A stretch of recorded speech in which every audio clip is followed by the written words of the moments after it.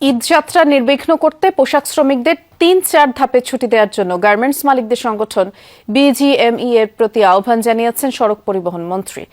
গত ঈদে গার্মেন্টস মালিকরা এই আহ্বানে সাড়া না দেওয়ায় যানজট হয়েছে বলে অভিযোগ করেন মন্ত্রী। বলেন, এবার ঈদযাত্রা নির্বিঘ্ন করতে মোবাইল কোর্টের সংখ্যা ৩ গুণ করা সহ সার্বিক ব্যবস্থা নেওয়া হয়েছে। ঈদযাত্রায় যানজট অনেকটা নিয়তি। স্বজনদের সাথে ঈদের আনন্দ ভাগাভাগি করতে যাওয়ার পথে দুর্ঘটনায় প্রাণ হারানোর ঘটনাও কম না। গত ঈদ উল ফিতরেও এর ব্যতিক্রম হয়নি।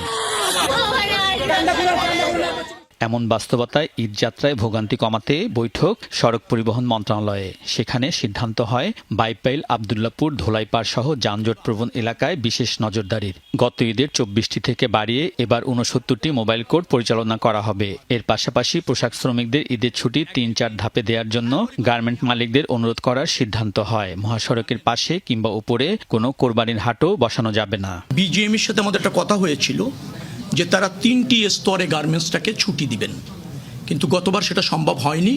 শেষ দিনে এসেই চাপটা পড়েছিল, যার ফলে গার্মেন্টসের যেদিন ছুটি হয় সেই দিন গাজীপুর এবং ওই সংলগ্ন এলাকায় ১০ থেকে ১৫ লাখের মতো যাত্রী একদিনে বাড়ি যেতে চান।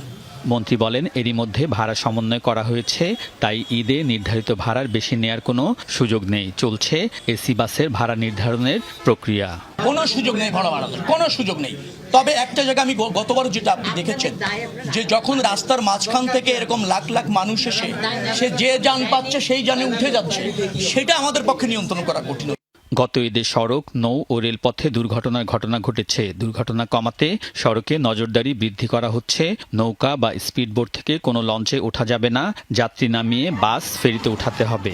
রাস্তা, হাইওয়ে রাস্তায় যদি তার ডিজাইনের কারণে কোনো দুর্ঘটনা প্রবণ হয়ে যায়, নিশ্চয়ই সে দায় আমার। কিন্তু যে রাস্তাটা এলজিআরডির নিয়ন্ত্রণে, এলজিআরডি নকশা করে, এলজিআরডি বাস্তবায়ন করে, অন্যদের দায় আমাকে কোনো কোনো সময় আপনাদের প্রশ্নের কারণে নিতে হচ্ছে। মন্ত্রী জানান, দ্বিতীয় পদ্মা সেতু নির্মাণের সিদ্ধান্ত আছে। প্রস্তাবনা আছে এই সেতুর 3টি রুটের। প্রকল্পের সম্ভাব্যতা যাচাইয়ের কার্যক্রম প্রায় শেষ হয়েছে।